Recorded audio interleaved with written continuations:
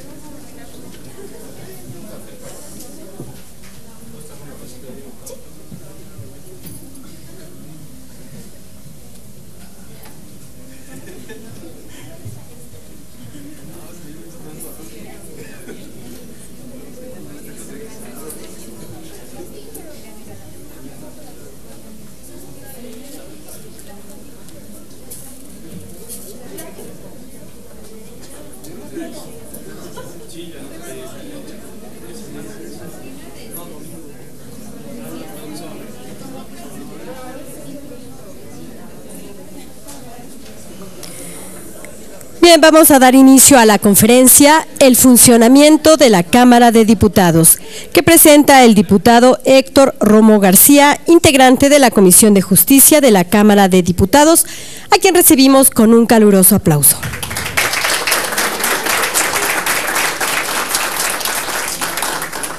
Edgar Romo García es licenciado en Derecho por la Universidad Autónoma de Nuevo León y cuenta con una maestría en Amparo por la misma universidad. Es militante y miembro activo del PRI desde 1990. Ha sido consejero político municipal, estatal y nacional y representante del partido ante la Comisión Estatal Electoral de Nuevo León. Entre su trayectoria también fungió como diputado local por el segundo distrito electoral del estado de Nuevo León. Ha trabajado también en la iniciativa privada. En la actualidad es diputado federal por el 12º Distrito Electoral de Nuevo León y funge como vicecoordinador del grupo parlamentario del PRI. Diputado Edgar Romo tiene la palabra.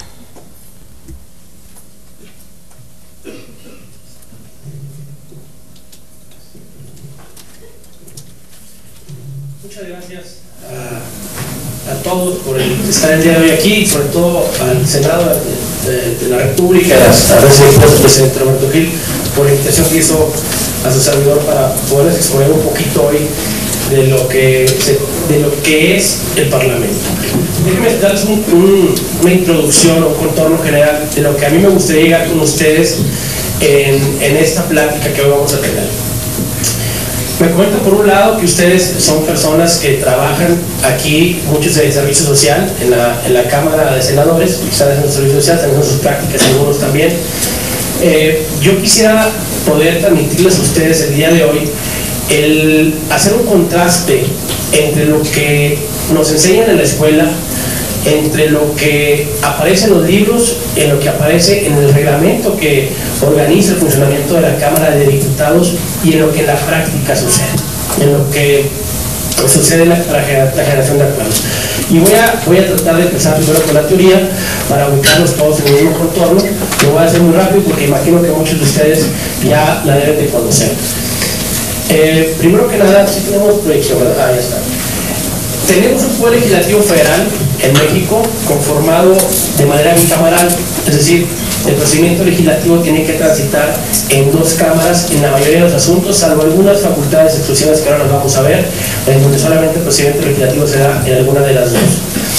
En este caso, la Cámara de Senadores está conformada por 128 senadores y la de diputados por 500, que ha sido un tema que ha estado ya en la comunidad controversial, si es mucho la conformación de diputados y de senadores, si hay que reducir el Parlamento, si hay que hacerlo más pequeño, hay que hacerlo más grande. Yo al final les daré mi punto de vista de lo que pienso.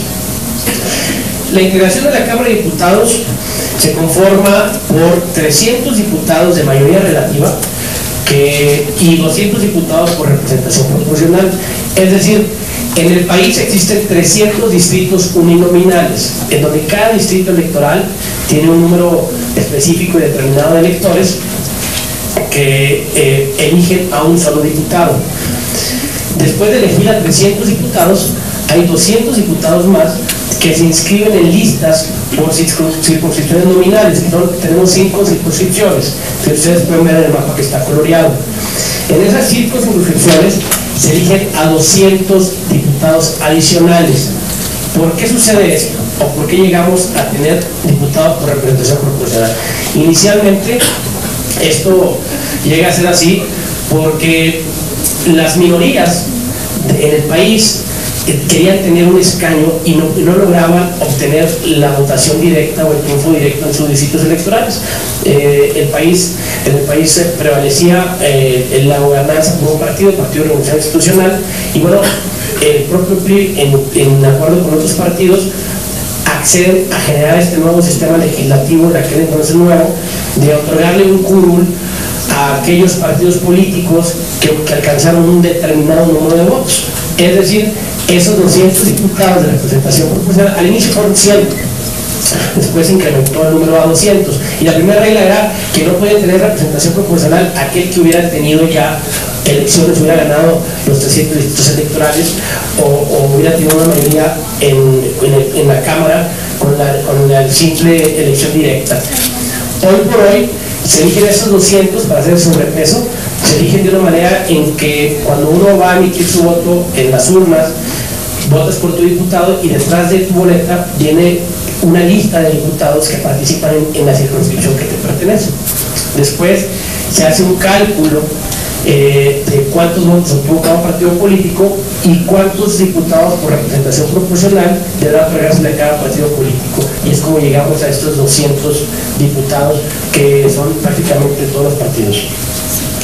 La Cámara de Senadores es distinta. La Cámara de Senadores son 128 senadores, son 32 senadores electos vía directa, es decir, son 64 vías directas, 2 por estado. Después tenemos una primera minoría, es decir, aquellos partidos que hayan obtenido la primera minoría tienen derecho a ingresar a un senador, que es el primero de su lista, y nos da a 32 senadores más, 1 por estado, y después son 32 más a través de circunscripciones, también plurinominales.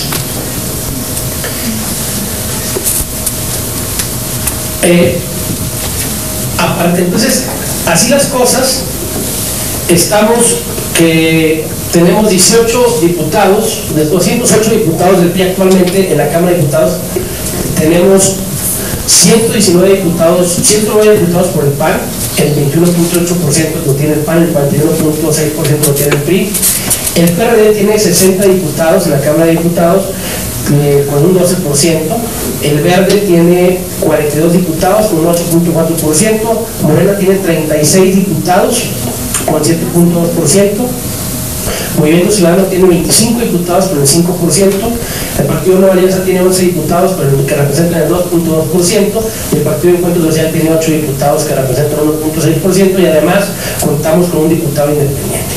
Esta es la conformación actual de la legislatura. Si ustedes observan, nadie tiene por sí solo más del 50%, es decir, no existe mayoría absoluta, que es cuando un partido o un grupo parlamentario por sí solo tiene 50 más 1 de los curules que comprenden la Cámara de Diputados.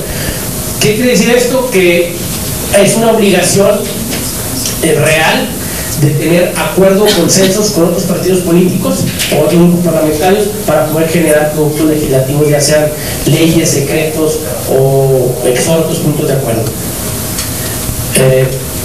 Tenemos también, ahí sí se escucha, ¿verdad? ¿Sí me escucha? ¿Cómo está conformado los órganos de gobierno de las cámaras de diputados? Tenemos 3 órganos de gobierno fundamentales. Uno que es la mesa directiva, otro que es la conferencia para la dirección y programa de los trabajos legislativos, conocida en la práctica como conferencia legislativa, y uno tercero que es la Junta de Coordinación Política. ¿Qué hace cada uno?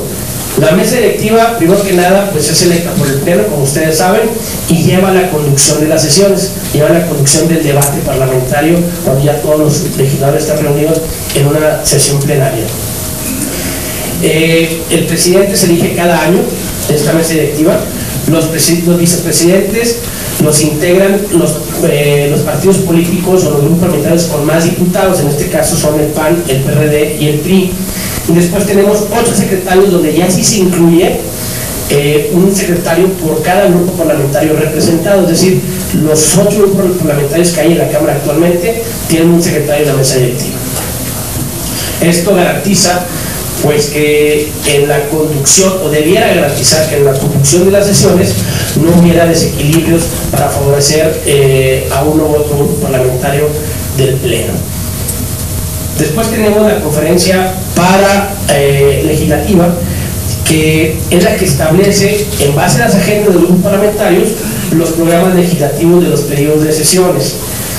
Proyecta también el estatuto para organizar para la organización y funcionamiento de los órganos técnicos de la Cámara, ya en el trabajo más administrativo y sobre todo, más que administrativo, sobre los órganos técnicos, como son los centros de estudios legislativos y otros más que producen pues productos legislativos, no de índole administrativa.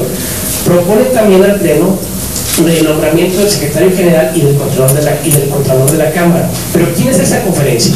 La conferencia está integrada por el presidente de la Cámara de Diputados y por los coordinadores, cada uno de los coordinadores de los grupos parlamentarios, que es donde se ponen de acuerdo finalmente cuál es la agenda legislativa a impulsar en cada periodo de sesiones. Después tenemos la Junta de Coordinación Política, en donde uno de los fines fundamentales de la Junta de Coordinación Política es impulsar el entendimiento y la convergencia de acuerdos políticos o de acuerdos entre los grupos parlamentarios de la Cámara. Es proponer también puntos de acuerdo al Pleno y pronunciamientos. Propone al Pleno la integración de las comisiones legislativas, cómo van a estar integradas las comisiones que se conforman cada uno de los diputados, los grupos de amistad. Aprueba incluso las tareas administrativas de la Cámara, como es su presupuesto, como es el asignar los recursos humanos, materiales y financieros de los grupos parlamentarios. La Junta de Coordinación Política viene siendo el órgano más importante, creo yo, en la conducción de la Cámara de Diputados, porque finalmente ahí convergen los coordinadores, está integrado exclusivamente por coordinadores, en teoría, porque en la práctica asistimos vicecoordinadores invitados por cada uno de los coordinadores a la Junta de Coordinación Política, pero el reglamento solamente hace referencia a que se integra y tienen derecho a votar los coordinadores de cada grupo parlamentario, y es donde pues es un grupo de trabajo que se establece para poder lograr entendimientos entre los demás grupos parlamentarios. Y esto de los entendimientos es parte de lo que les comentaba al principio, de decir, ¿cómo lograr acuerdos? ¿Cómo lograr tener un país de acuerdos y no de disensos? Cuando hay una diversidad de pensamientos y que todas deben ser respetadas. Cuando hay una diversidad de posicionamientos y que todos deben ser respetadas, pero que también en cada lugar y en cada espacio, no solamente en la Cámara de Diputados, sino en sus propias familias, en sus lugares de trabajo, en iniciativa privada, aquí al interior de las cámaras, también hay mayorías. Como en cualquier grupo de amigos, hay mayorías por decidir a dónde vamos a cenar, a dónde vamos a vacacionar. Bueno, pasa lo mismo en la vida legislativa, pasa lo mismo en la democracia de México. Hay mentes y posiciones diversas, y que el gran arte o el fin principal de hacer política es precisamente construir acuerdos con la mayoría de los consensos.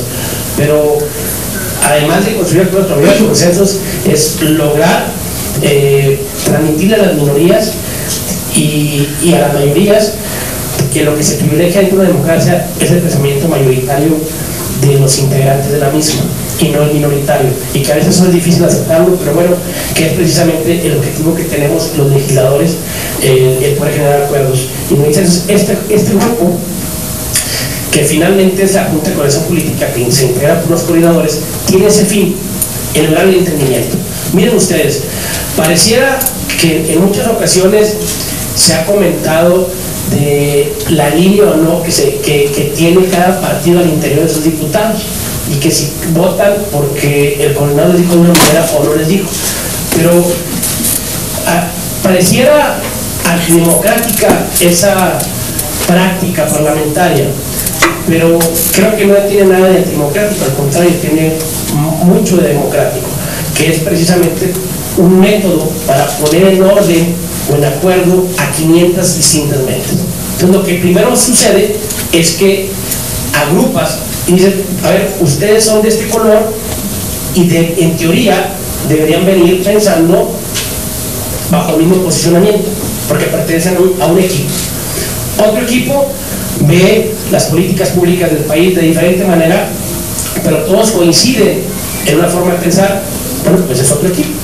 Así nacen los grupos parlamentarios, porque si fuera antidemocrático el que no hubiera una sola directriz por un grupo parlamentario, pues entonces sería absurdo generar grupos parlamentarios.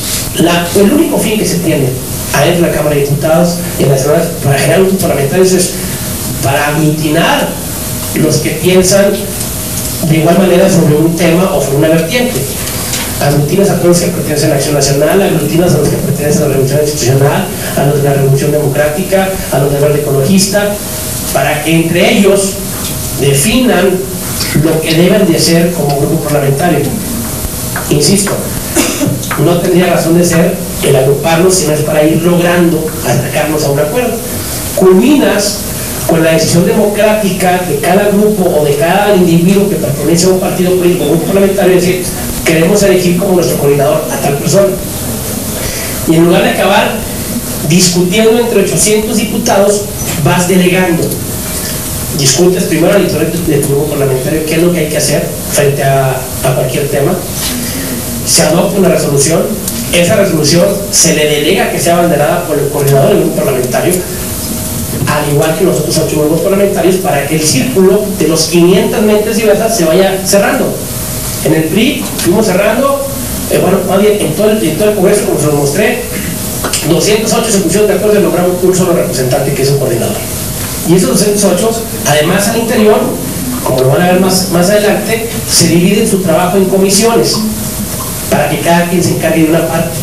Y entonces empiezan a hacer una organización de tal manera que generas en unidad una sola posición frente a los demás grupos parlamentarios. Es decir, 208 ya están arreglados para que puedan transitar bajo una misma versión a negociar o acordar el trabajo legislativo frente a otros 8. ¿Qué sucede en la práctica? Que a veces los grupos parlamentarios tienen divisiones a su interior,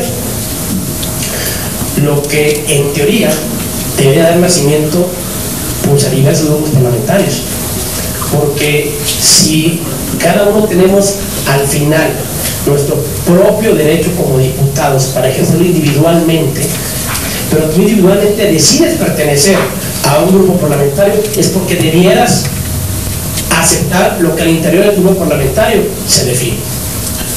Pero ustedes han visto, los que han seguido las sesiones, que en ocasiones esos acuerdos se rompen, y es cuando el proceso legislativo se empieza a desequilibrar y a romper. Hoy tenemos un ejemplo con la ley que acaba de suceder, la famosa Sistema Nacional Anticorrupción, la ley 33, hubo una reserva de último momento, se rompen algunos acuerdos que venían, y bueno, hoy estamos en otra dinámica legislativa, que ahorita también se las voy a explicar. Entonces, esa es la razón de los grupos parlamentarios. Nunca hacemos un alto en el camino para reflexionar por qué existen los grupos parlamentarios y por qué tienen un coordinador. Porque es una metodología para que 500 personas se pongan de acuerdo. Esa es la razón de ser. Entonces, al ser la JUCOPO el órgano donde convergen los máximos representantes de cada grupo parlamentario, tiene una relevancia importantísima, porque de ahí se van a poner a generar acuerdos para construir leyes en nuestro país y para construir acciones por parte del Poder Legislativo. Como bien les decía, después también dentro de la Cámara de Diputados existen las comisiones de trabajo. Hay comisiones ordinarias, que son las que dictaminan las leyes, hay comisiones especiales y hay grupos de amistad. En las comisiones ordinarias son órganos colegiados en donde deben de convergir o deben de coincidir diputados de todos los grupos parlamentarios. Hay un principio que establece el reglamento, que es la proporcionalidad y la pluralidad. Es decir, cada comisión debe de estar o debe ser una representación de los porcentajes de votos que se tienen en el pleno. Debe de ser también representar la misma pluralidad que representa el pleno.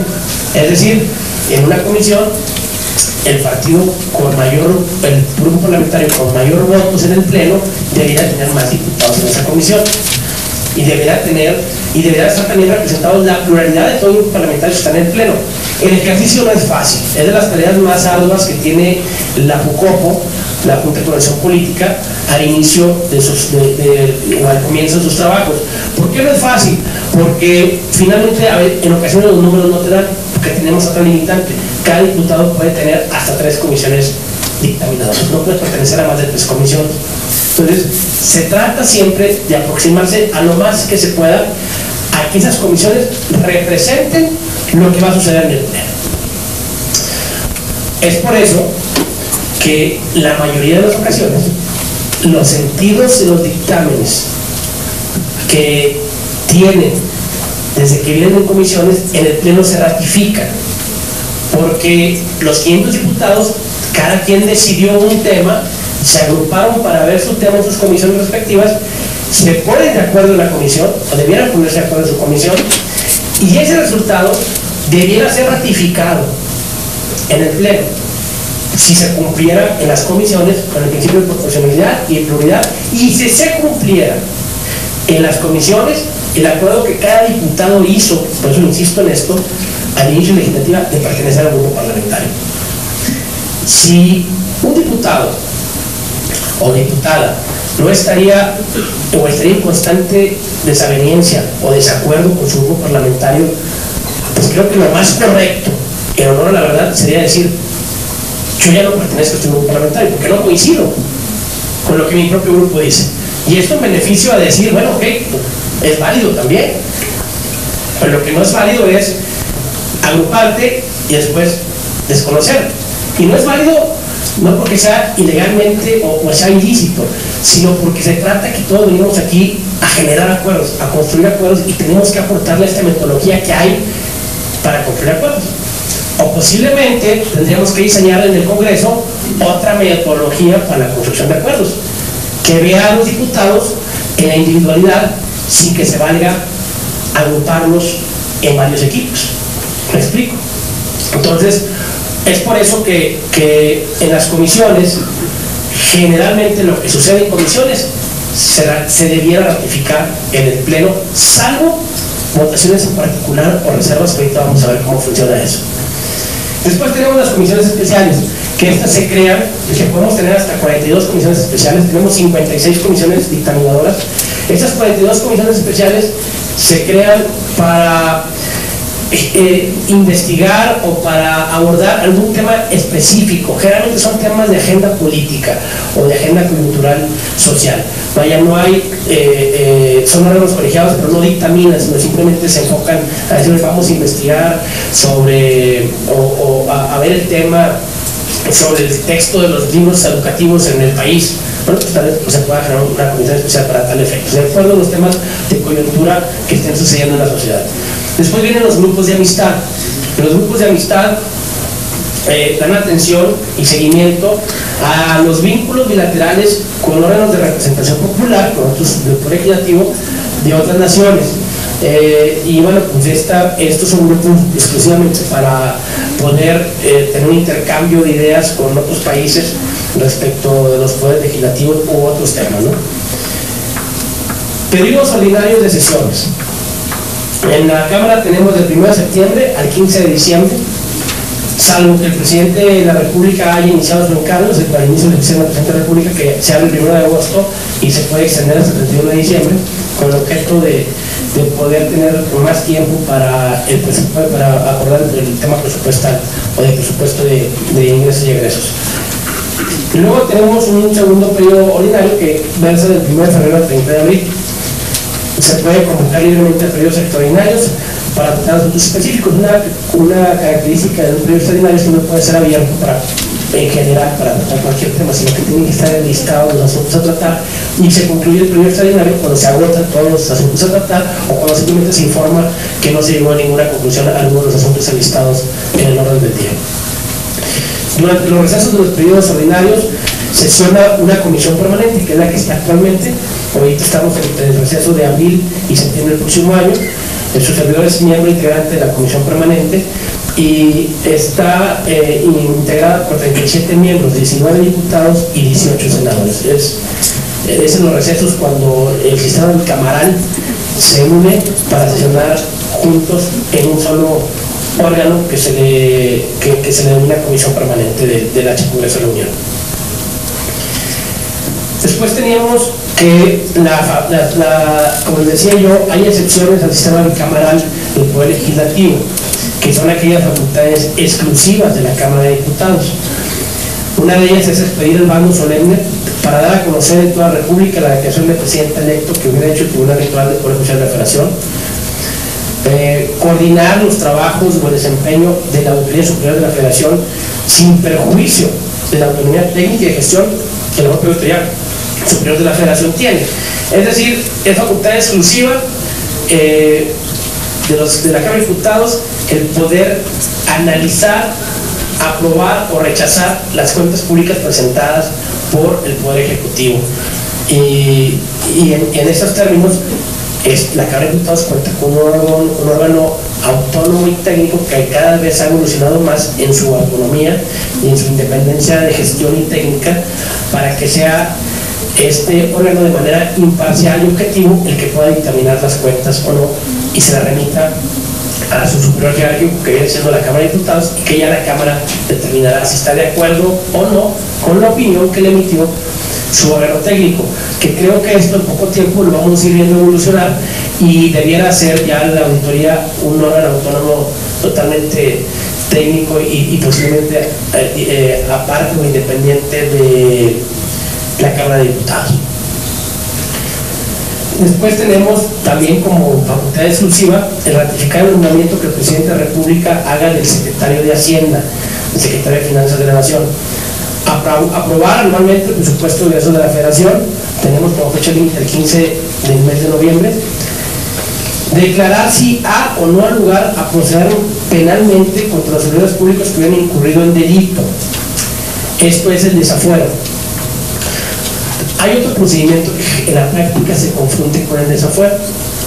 Los servidores públicos tienen dos tipos, algunos, no todos, tienen dos tipos de inmunidad. Uno que es en materia penal y otro que es en materia de responsabilidades administrativas y de inhabilitación en el servicio público.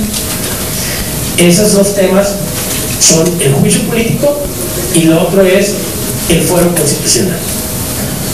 Ambos están cubiertos por el fuero, pero tienen diversas consecuencias. El juicio político es para enjuiciar políticamente en el órgano político de la nación, que es el Poder Legislativo, a ciertos servidores públicos que a denuncia de un ciudadano o a denuncia de alguna instancia de contralor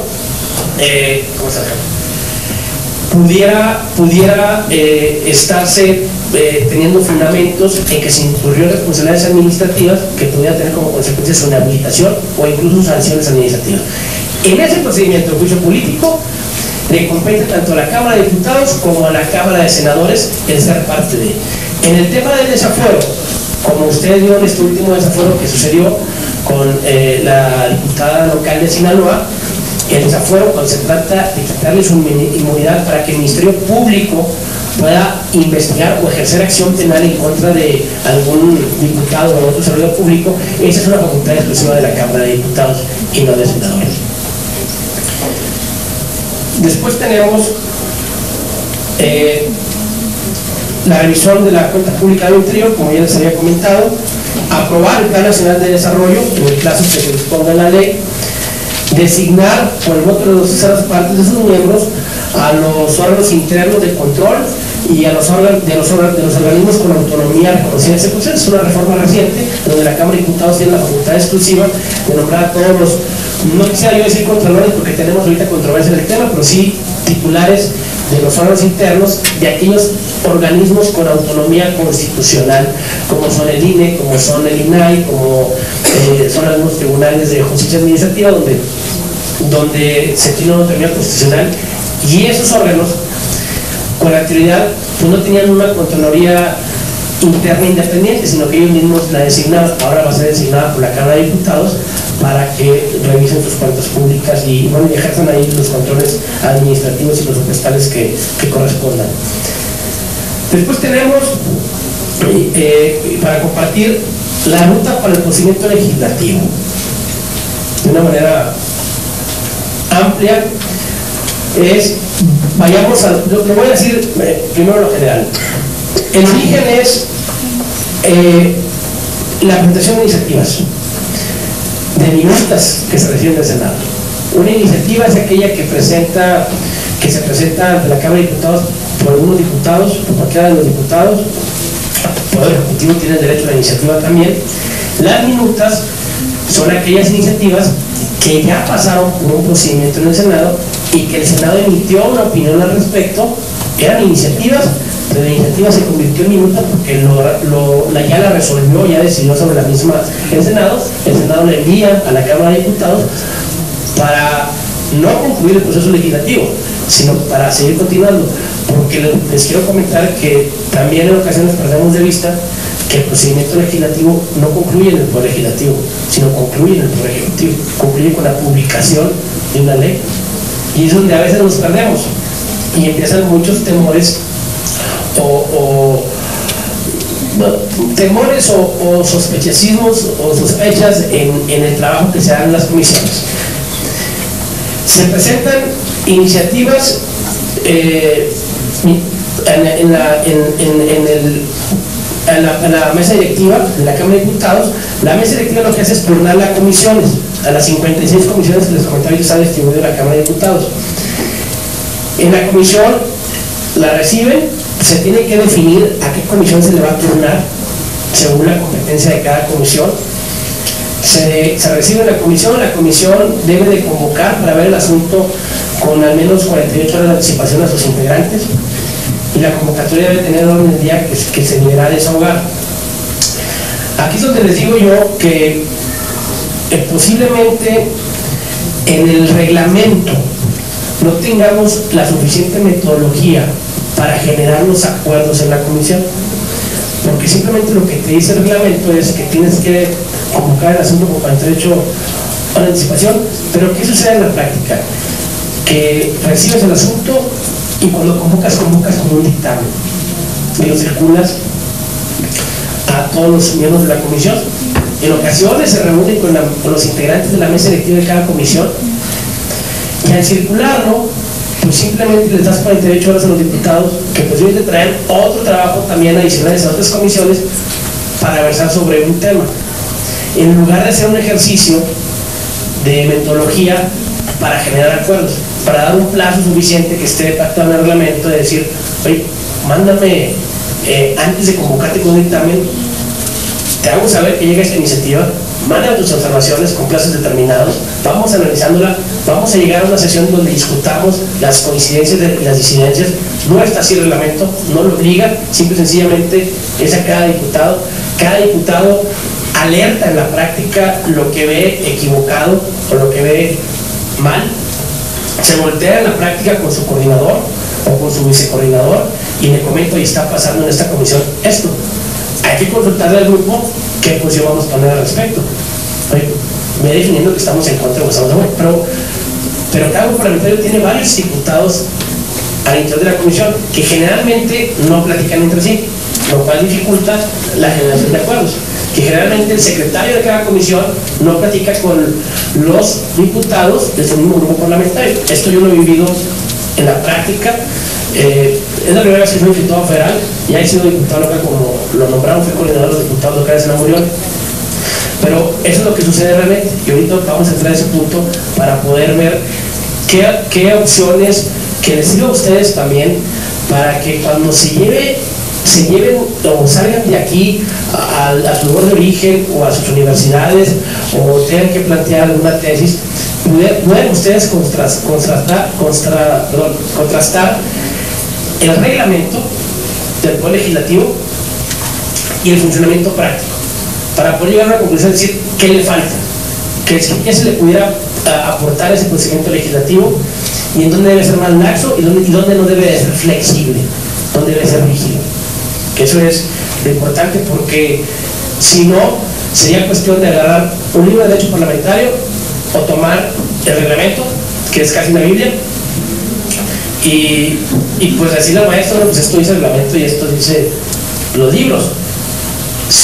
pero eso no vale la pena si no contrastamos en lo que pasa con la práctica, que creo que es el momento que ustedes están actualmente. Después tenemos que se turna al pleno el dictamen emitido por la comisión, y como yo les adelantaba, en teoría, como en la comisión están representadas las pluralidades proporcionales de los diputados que están en el pleno, ese dictamen debe tener buen fin en el pleno.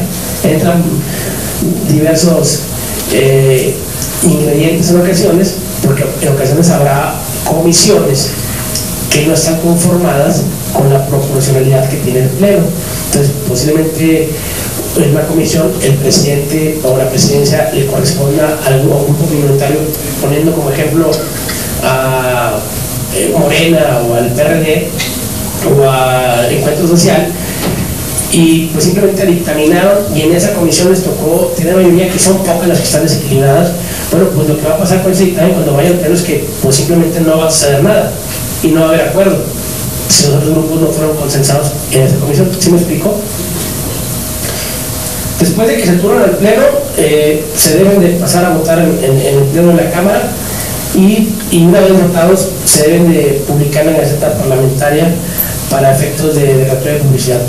Incluso cuando lleguen los dictámenes a la mesa directiva deben de publicarse en la Gaceta Parlamentaria para dar efecto de publicidad y poder ser votados. Después se ponen a discusión en lo general, es decir, se le pregunta a la Asamblea si están de acuerdo en términos generales en cómo está constituido el proyecto de ley o el dictamen de ley que fue remitido por las comisiones.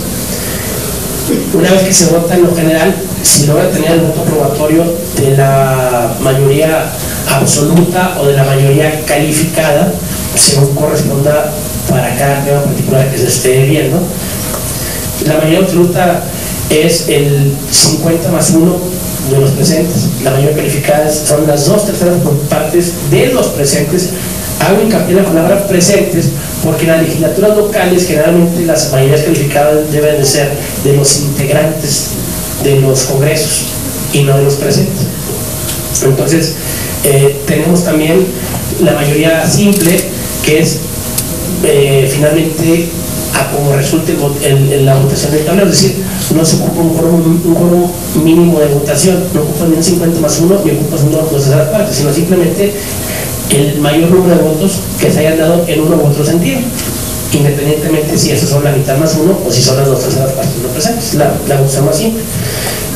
Después de que se pone la votación en general y que tuviera una votación favorable, pasaríamos a que se vote, bueno, en esta votación en general cada grupo parlamentario tiene 5 minutos para posicionar o dar su posicionamiento respecto al tema que se está votando. Después se formula una lista de oradores a favor y en contra. En el reglamento de la Cámara de Diputados son hasta 6 oradores a favor y en contra hasta por 5 minutos de forma alternada. Después tenemos, una vez concluido, el presidente pregunta si ya está suficientemente discutido el asunto, y si es negativa, pues hay que seguir con la discusión hasta por 3 oradores más. Si la Asamblea considera que está suficientemente discutido, pues simple y sencillamente se somete a su votación nominal en lo general, y si se aprueba se pasa a estudiarlo, a analizarlo en lo particular. Entonces, cuando llegamos a lo general es 5 posicionamientos por cada grupo parlamentario. Cada integrante del grupo parlamentario puede ir a posicionar qué es lo que piensa respecto al dictamen que se está presentando al pleno. Después habrá en esos posicionamientos grupos parlamentarios que no estamos de acuerdo. Entonces seguimos con los oradores a favor o en contra. Después de los oradores a favor y en contra, acabamos por decir si ya está suficientemente discutido, si no, se amplía hasta por 3 oradores. Ese es en lo general. En lo particular es cuando los diputados, vuelvo a insistir aquí, estamos en la construcción de un acuerdo. Fíjense cómo vamos avanzando por etapas. De todo un universo que comprende una ley, dicen, a ver, para poder empezar a ponernos de acuerdo, ustedes coinciden con todo eso así, al menos en todo lo general. Oye, pues sí, pero con eso no. Oye, pues no, con la mayoría no. Entonces no estás de acuerdo en lo general. No, con la mayoría sí coincido, pero con estas no. Ok, pues estás de acuerdo en lo general, pero no en lo particular, para irnos acercando a poder generar una ley. Si no, sería imposible generar una ley. En lo particular, ya cada diputado y cada grupo parlamentario, y aquí vuelvo que veo yo una deficiencia en el Poder Legislativo, posiciona reservas. La reserva es el posicionamiento o el punto de vista de un diputado, o la propuesta más que punto de vista, para que un artículo o varios de la ley que se discute pueda ser modificado, pueda ser adicionado a un artículo o pueda ser eliminado. Es decir, del proyecto de dictamen o del dictamen que emitió las comisiones, yo, diputado, digo, en eso no estoy de acuerdo. Y mi propuesta es esta: eliminarlo, modificarlo o adicionar un nombre o cambiarlo. ¿Qué sucede en la práctica? Este procedimiento en particular puede tomar horas en el pleno, en donde, fíjense ustedes, un grupo parlamentario puede presentar cuantas reservas de plazca respecto de un mismo artículo, porque el reglamento lo ve no como un grupo parlamentario, sino como el derecho individual de cada legislador a presentar su reserva, lo que para mi punto de vista realmente le quita efectos al objetivo inicial de generar grupos parlamentarios. Debiera ser la práctica parlamentaria que cada grupo parlamentario, si tiene 7 diputados que están en contra del artículo 17, tenga que subir nada más a un legislador para que pueda funcionar ese legislador por todos los integrantes de su grupo parlamentario. Porque si no es como, vamos a preguntar, pues, ¿por qué nos elegimos y por qué nos agrupamos en grupos parlamentarios? Lo hicimos para facilitar el acuerdo político, para facilitar el acuerdo legislativo. Entonces, eso deja sin razón de ser muchas cosas que pasan al inicio de la legislatura. Ahí está una oportunidad como para hacer más ágil y más eficiente el proceso legislativo. Este diputado que tenga una reserva puede proponer sus razones hasta por 5 minutos. Y puede reservar un solo artículo, puede reservar todos. Y se puede llevar horas escuchando. Después se discute a favor y en contra de la reserva, según dice el reglamento. Después, una vez que se discute a favor y en contra, el presidente somete a votación del pleno si se acepta o no la reserva. Y una vez agotados todos los artículos reservados, el presidente de la mesa directiva somete a votación la totalidad de los artículos reservados. Pero ¿qué sucede en la práctica? En la práctica, para agilizar este procedimiento que, visto así, podría llevar no solamente horas como lleva actualmente, sino días o meses, en la práctica, simple y sencillamente, en la Cámara de Diputados pone a votación del pleno si la reserva del legislador que la propuso se admite o no a discusión. Es decir, se le da el derecho al legislador de exponer al pleno su reserva, y el presidente de la Cámara le pregunta al pleno, ¿la admiten o no a discusión? El reglamento no dice eso. El reglamento dice que una vez expuesta la reserva se tendrá que abrir la discusión y entramos a favor y en contra. Sin embargo, hay acuerdos legislativos que modifican eso. Esa es la práctica para ser más ágil. Es decir, si ya de entrada hay una mayoría de integrantes, de legisladores, que no están de acuerdo a que se discuta, pues la votación al final, aunque se discuta, precisamente va a resultar como esa mayoría o esa mayoría de grupos parlamentarios lo definió. Entonces, esas son las cosas que suceden en la práctica y que no hacen un reglamento, pero que finalmente se sigue una máxima, que es que lo que el pleno lo acuerde valida cualquier procedimiento reglamentario que se haya observado o se haya dejado de observar durante el proceso legislativo. Después continuamos con, después de que se discute lo particular, se turna al Ejecutivo o a la Cámara Revisora, según sea el caso. Si se tratara de minuta que viene del Senado, se turna al Ejecutivo. Si se tratara de una iniciativa, pues se turna a la Cámara Revisora.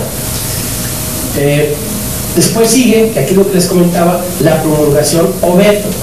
Por eso mi apunte de que el procedimiento legislativo culmina en el Ejecutivo, porque pudiera ser que el Ejecutivo diga, sí estoy de acuerdo con lo que hicieron, o pudiera ser que dijera, no estoy de acuerdo con lo que hicieron la Cámara de Diputados, en más bien el Poder Legislativo. Entonces lo observo, lo veto y lo regreso. Y lo que en la práctica olvidamos, para no tener esas diferencias, o no debemos olvidar, para no tener esas diferencias del Ejecutivo, es hacerlo parte de los debates en comisiones, que son parte. Ustedes no saben que hay gente, representantes del Poder Ejecutivo en las comisiones, y no porque hay una intromisión, sino porque el Poder Ejecutivo precisamente es parte del proceso legislativo, porque tenemos que voltear como Poder Legislativo a pedirle al Poder Ejecutivo si hay factibilidad económica para que la ley se apruebe, si hay presupuesto necesario, cuál es la opinión del Ejecutivo en cuanto a otorgarle ciertos derechos o no a cierto gremio de ciudadanos. ¿Hay dinero para cubrirlo? ¿No hay dinero para cubrirlo? ¿Te impacta en las políticas públicas que estás desempeñando? Tiene que haber esas coincidencias. Tan es así que si el Ejecutivo no está de acuerdo, puede observar la ley y no hay ley, se veta. Y la única forma para estar nosotros en desacuerdo con el Ejecutivo, es decir, por las dos las partes de los miembros presentes, superamos ese veto. Disentimos, no estamos de acuerdo con tu opinión por Ejecutivo y por lo tanto te ordenamos que la publiques. Pero ahí está el equilibrio de poderes. Ahí es donde hay un equilibrio de poderes entre el Poder Ejecutivo y el Poder Legislativo. Este derecho de veto es finalmente, creo que un equilibrio sano de lo que pudiera estar pasando en las elecciones que se pudieran dar dentro de un procedimiento legislativo sin consenso. Después, ¿qué sucede en la práctica? Que ya lo venía comentando. ¿Cómo vamos en tiempo? ¿Bien? Muy bien. Voy a concluir muy rápido, no voy a saltar algo que teníamos preparado, pero voy a concluir muy rápido en una experiencia que tuvimos en la ley de fiscalización, actualmente generada como una nueva ley que nos mandaron a la Cámara de Diputados para que nosotros fuéramos la Cámara de Origen y de la Función Pública, donde fue un proceso muy rápido, pero se utilizó una metodología que me tocó encabezar de construcción de acuerdos distinta a la que viene en los reglamentos, pero que nos permitió consensar con todos los grupos y sacar una ley por unanimidad. Sí con algunas reservas, pero con 459 votos de unanimidad, y en los 40 restantes, el 41 restantes, uno de ellos estaba ahí, pero por alguna razón no alcanzó a votar por cédula, y el 40 restantes no habían asistido ese día a sesión. Pero se generó un acuerdo, y es la metodología que les explicaba al principio. Es decir, a ver, pues lo primero que tengo que hacer es recibir qué piensa cada grupo parlamentario de tal o cual dictamen o del tema, hacer un documento en donde mostremos esas son las coincidencias, esas son las disidencias. Y esto es lo que se considera técnicamente por los órganos técnicos del Poder Legislativo que le falta a todas las iniciativas. En este caso la ley de fiscalización estaba compuesta por más de 6-7 iniciativas en la materia, además con trabajos realizados aquí en el Senado, todas en extremos distintos, y que poco a poco nos fuimos acercando en un procedimiento donde Jucopo intervino para generar un grupo de trabajo de fiscalización, para impulsar los trabajos de fiscalización, donde está presidido este grupo de trabajo por un diputado del PRD y por un diputado de Morena, en donde era exclusivamente un grupo de trabajo sin efectos legislativos, sino para poderle dar un material más consensado a la comisión dictaminadora en el tema que era la Comisión de Transparencia, y que en base a ese documento pudieran ser discutidos ya los diputados y lograr acercamientos. Finalmente, en 3 semanas logramos que se hiciera un primer documento en donde la metodología fue encontrar las coincidencias, discutir sobre las disidencias, dejar afuera aquellas que no tuvieron un final feliz y que se quedaran adentro del documento, las coincidencias, las disidencias aceptadas por los demás, y que se quedara como anexo del documento, como reservas, aquellas disidencias o faltantes que simplemente pues no pudieron transitar con los demás grupos, y se enviara así a la Comisión Legislativa. En la Comisión Legislativa se inició con una negociación individual con cada grupo parlamentario a fin de ir acercando posiciones primero en lo individual, para después ponerlas en la mesa y poderlas cruzar con lo que traían los otros demás grupos. Nos dio como resultados una ley con un consenso pues prácticamente al 100%, incluidos el Poder Ejecutivo, incluidos la Auditoría Superior de la Federación. Es decir, sí se puede. Yo creo que son las áreas de oportunidad que hay para escribir, para estudiar, para proponer en las universidades, para hacerlo en la propia Cámara, al interior de la Cámara del Poder Legislativo, y mostrarle finalmente a México que podemos ser un país en donde construyamos acuerdos, en donde construyamos consensos para el beneficio de la gente y no solamente disensos. Desde el 97, ningún partido político tiene la mayoría absoluta por sí solo en el Poder Legislativo. Desde 1997. Esto nos obliga a generar consensos, además de alianzas con otros partidos políticos, que algunas sean naturales, otras no. Es necesario esos instrumentos jurídicos, a mi punto de vista, que fortalezcan la construcción de acuerdos. Debe de regularse el proceso hoy en día legislativo para dar una etapa a que la sociedad civil, para que los entes públicos, para que el Poder Ejecutivo, el Judicial, la iniciativa privada pueda expresarse, pero una etapa que tenga también fechas y plazos determinados para el análisis, para las discusiones y para las conclusiones, porque ojo, la única responsabilidad constitucional para legislar la tienen los propios diputados, los propios legisladores y legisladoras. Deben estar obligados a escuchar a la sociedad civil, pero finalmente la decisión final debe estar acogida por los legisladores y las legisladoras. Y en este país debemos de empezar a respetar que deciden, la minoría debe de empezar a respetar que deciden las mayorías, siempre y cuando la mayoría ha mostrado una apertura para lograr consensos, como se los demostré. Se puede, lo hicimos en la ley de fiscalización, estuvieron incluidos todos, pero siempre teniendo etapas ciertas. Si no, organismos de la sociedad civil incluso podrían estar todo el tiempo sin un periodo claro de participación. Cuando debe llegar un periodo de decir, a ver, ya acabó la discusión, se le pone fin, pasemos a votar. Lo que se logró, se logró. Lo mismo pasa en el Poder Judicial. Cuando uno como abogado, yo soy abogado, vas y litigas un asunto ante el juez, tiene una etapa en que se acaba, que se llama alegar, donde ya mostraste tus pruebas, ya pusiste tu demanda, demostraste tus pruebas, y vas y alegas ante la autoridad y dices, oye, es que yo creo eso. Ok, pum, ya. El que está dotado constitucionalmente para emitir una opinión al respecto, pues es finalmente el que dicta la resolución, que es el juez o el magistrado de la causa, y nos podrá gustar o no, pero él es el finalmente constitucionalmente facultado para tal efecto. Lo mismo pasa en el Poder Legislativo.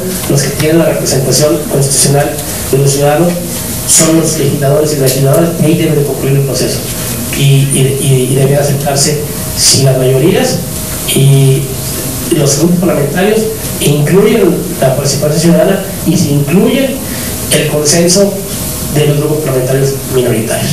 Muchas gracias por su atención.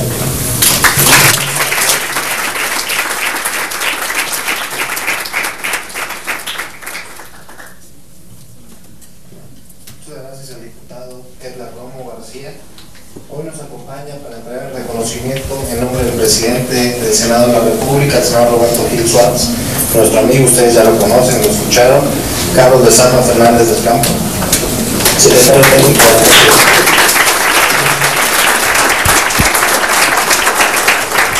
Muchas gracias, jóvenes del Senado Joven. Yo quiero, a nombre del presidente de la mesa directiva, Roberto Gil Suárez, agradecerle muy reconocidamente al diputado federal Edgar Romo que se haya tomado el tiempo y la dedicación. Es miembro de integrante de la comisión permanente que ahorita lo tenemos como anfitrión en el Senado, pero que se haya tomado el tiempo para que ustedes hayan aprendido una lección importantísima para todos ustedes, con las trayectorias que tienen y que estudian, digamos, para los politólogos, para los economistas. Los abogados ya se ahorraron el curso de Derecho Parlamentario, ya no lo paguen en la universidad. Ha sido un curso, y además viniendo de un diputado federal que conoce desde el punto de vista de las asambleas legislativas en su estado natal, en Nuevo León, y luego en el paso como diputado federal y ahora, repito, en la Comisión Permanente del Congreso de la Unión, y que les haya platicado cosas tan actuales como el veto presidencial de la Ley 3 de 3, no queda duda que ustedes son un grupo privilegiado en el sentido estricto de la etimología. Están con este esfuerzo que ha hecho el coordinador general, director general del Centro de Capacitación e Información del Senado, de Anwar Daher, teniendo una retroalimentación importantísima para el desarrollo de sus carreras. Y bueno, insistir en que esto es solo el inicio de la puesta en marcha de este programa de Senado Joven. Agradecerle nuevamente al diputado federal el tiempo, la dedicación y ahora sí que la complicidad que va a tener con ustedes durante, ahí le quedan 3 años en la Cámara de los Diputados, entonces pueden ir a verlo allá. Y además que haya tenido pues toda la apertura para poder platicar con ustedes. Yo le voy a hacer entrega del reconocimiento y me gustaría que si ustedes tienen todavía dudas, pudiera él despejarle las preguntas y respuestas, porque después viene ya una última conferencia. Entonces les pido un aplauso para el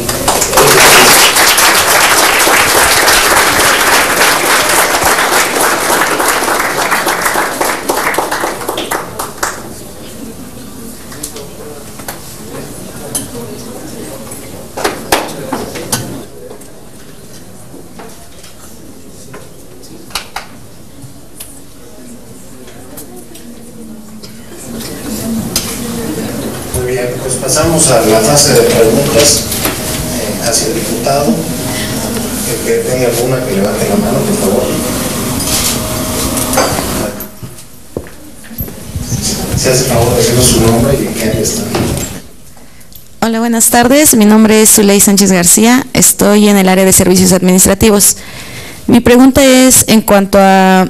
Nos platicaba sobre los participantes de cada partido que tienen como diputados y senadores.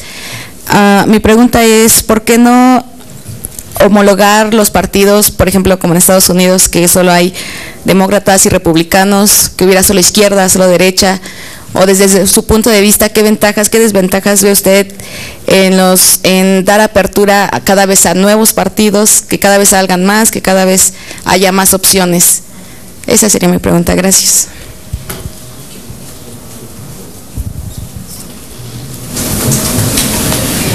Sí, pues me acabas de dar con una pregunta muy interesante. Yo creo que México es muy distinto a los Estados Unidos de América. Cada vez los mexicanos, si en algo somos ricos, es en la diversidad de culturas, de lenguajes, de costumbres que tenemos en toda la República Mexicana. Yo creo que en el Parlamento mexicano deben de seguir existiendo los campesinos, los doctores, los abogados, los empresarios, deben seguir siendo todos los negros que integran la sociedad mexicana. Y creo que aglutinarlos en 2 solos partidos es una tarea difícil. Lo que nos ayudaría a transitar es hacer cultura para aceptar no solamente en un partido de fútbol soccer, sino en nuestra vida diaria y en el propio Congreso, el que las mayorías tienen un peso específico en las decisiones de nuestro país y en las decisiones de nuestra vida diaria. Tener esa cultura democrática, es decir, tengo el honor de tener en mi país la libertad suficiente para expresar lo que yo pienso, pero también debo tener el valor para reconocer que no soy la mayoría y que la mayoría piensa distinto de mí. Eso, si fuera esa cultura asentada en nuestro país, no importaría que hubiera 60 o 70 corrientes u 80 partidos políticos, siempre y cuando hubiera realmente la disposición de adoptar lo que la mayoría decida. Eso es lo que yo pienso. Creo también que no deben de existir los partidos políticos de mentiras. Hoy migramos ya hacia un tema mucho más interesante, que es la independencia del mexicano, la independencia individual. Hoy tenemos, yo provengo de un estado donde ganó el primer gobernador independiente del país. O sea, a ver, yo creo que vamos hacia otro camino. no debiera ser fácil constituir un partido político porque nos haríamos más reales.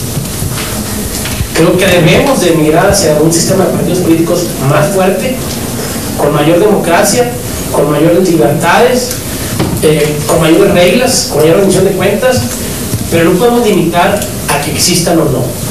Tal vez así que ya dimos un paso y que dijimos, a ver, aunque no tengas partido político, puedes tener un curul en la Cámara de Diputados Federal, puedes tener un curul en la Cámara de Senadores, puedes incluso tener acceso al Poder Ejecutivo Federal.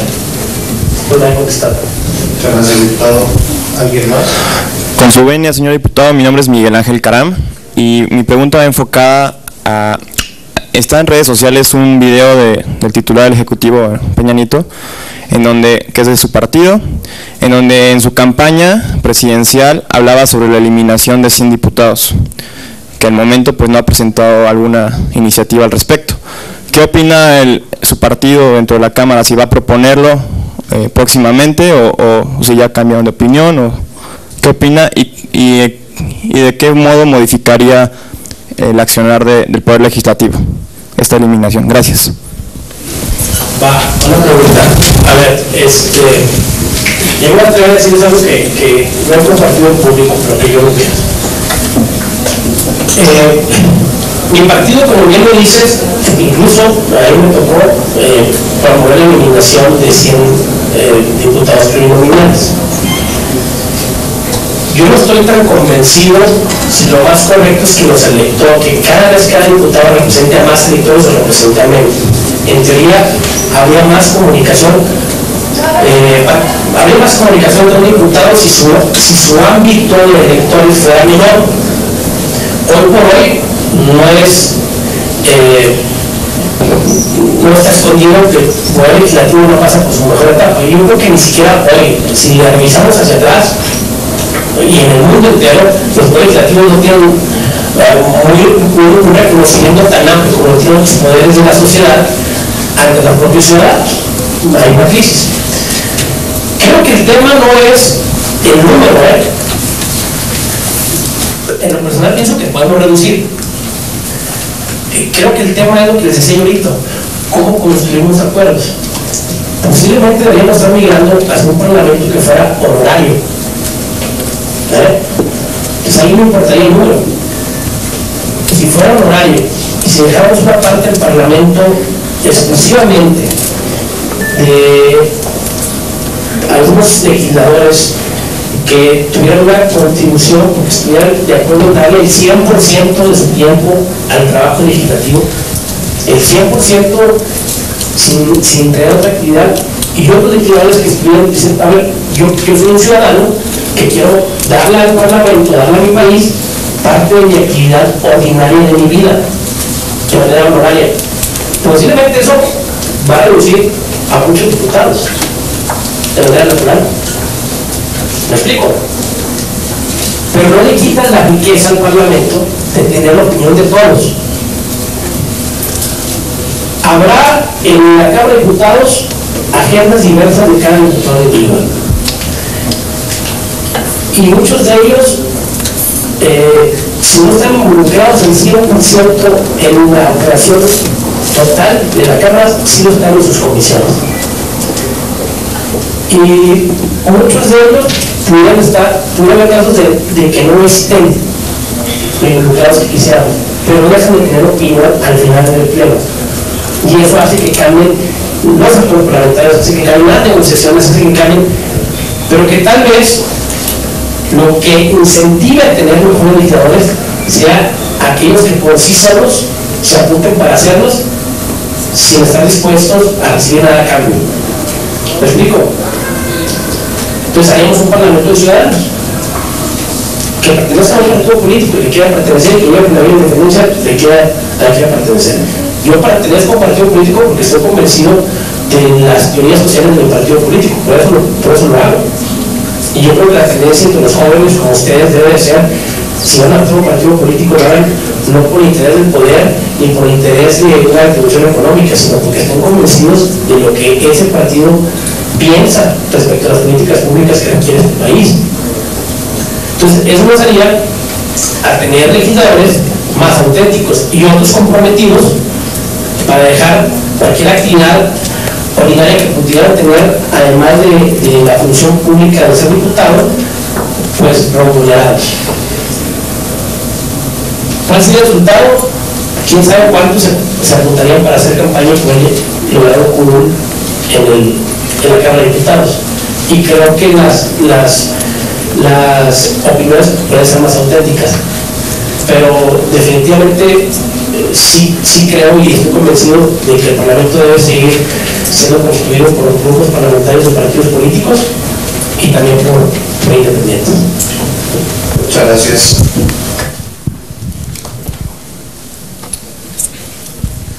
¿Qué tal? Buenas tardes a todos. Yo soy Luis Felipe Rodríguez. Mi pregunta es, en su experiencia como vicecoordinador, ¿cómo enfrenta la Junta de Coordinación Política las presiones que en algún momento pueda ejercer los distintos grupos de las élites que existen en México, o a su vez los grupos de presión? ¿Cómo se llega al acuerdo cuando hay una presión de grupos que son, pues, que ejercen poder real, no meramente político, pero que influye en la toma de decisiones? Gracias. Pues sin duda, dialogando, construyendo acuerdos. Miren, se lo das a él, ¿no? Y ahí porque se llama muy bueno. A mi coordinador, y que es presidente de la Junta de la Coordinación Política del doctor César Camacho, así como también a los coordinadores del resto de los grupos parlamentarios. Pero en específico, hoy el Revolución Institucional tiene el mayor número de diputados en la Cámara. Sin embargo, ha habido una preocupación constante. Sí, ha habido una preocupación constante porque las decisiones legislativas, los dictámenes, los acuerdos, las leyes, los decretos, siempre sean consensados con todos los demás. Entonces, eso lo logramos todo el tiempo incluyendo, no excluyendo. La inclusión que ha habido de siempre estar abiertos a escuchar, a analizar las propuestas y ver cómo la podemos integrar en un paquete de las propuestas de todos los demás, es lo que nos ha llevado a que las presiones se conviertan en coincidencias. Y esos trabajos, bueno, pues sin duda han sido encabezados por la Junta de Coordinación Política de la Cámara de Diputados.